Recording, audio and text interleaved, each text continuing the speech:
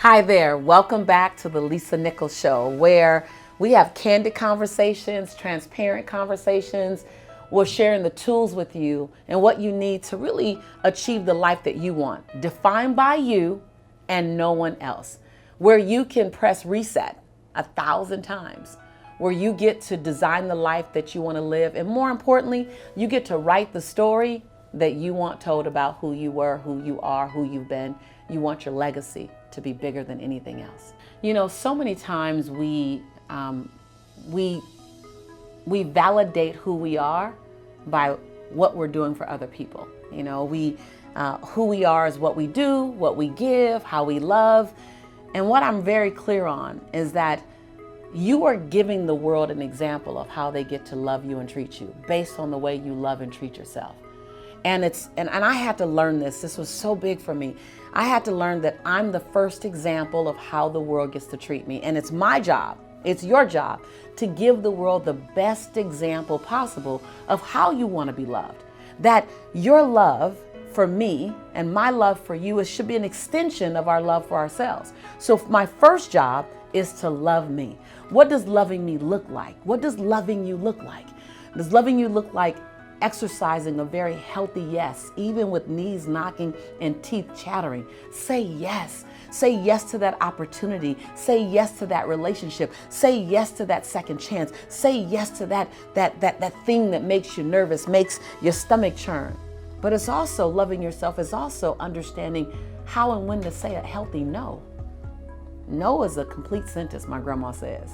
I don't need to give any explanation. Sometimes it's just no and a period. And sometimes it's just no and an explanation point. But a healthy no too. Loving myself, loving yourself looks like recognizing that some of your biggest lessons came wrapped in sandpaper. Some of your best blessings came wrapped in what felt like nails and things that hurt, prickly things. It came wrapped in a moment where you needed to forgive someone, but you got the lesson. In the moment where you needed to release someone, but you got the blessing. Loving yourself is recognizing that you don't fail without the opportunity to fail forward. That every single time you've fallen, there was a part of your character, your essence, your being that had to be developed and built at a greater level in order for you to get up. So you didn't get up the same person. Loving yourself is reminding yourself that you get to be in healthy relationships, that you get to be in healthy exchanges. I'm gonna stop right there because I got excited and I forgot your question. I wanted to do the lesson, but then I want to bring it back around. How do I love myself more when I'm constantly serving everyone else? Okay, great. And not feel guilty about it. That was the last part, okay. Loving yourself more. Loving yourself more looks like asking me, what do I love? What do I want? How do I define success by my own definition? Not by my mother's, my father's, my husband, my wife, my girlfriends, my homegirls, my homeboys, not by anyone's, but by my definition. How do I not get caught up in the Joneses? And who are the Joneses anyway? Like, I'm my Joneses. What do I love? What means most to me? Loving myself more looks like giving myself a chance. Giving yourself a chance. Giving yourself a chance at that thing you've been thinking about that don't nobody else know about, that you're wondering if it will work. It's giving yourself a chance to fly, even at the chance that you might fall. And if you fall, loving yourself is getting back up. You might not spring up. I've wobbled up a few times. I didn't spring up. I got up slow. I got the air knocked out of me. My heart was hurting. My elbows were bruised. But it wasn't about getting up fast. It was about just getting back up. Loving yourself is being willing to do that. And to do it first for you before you do it for anyone else.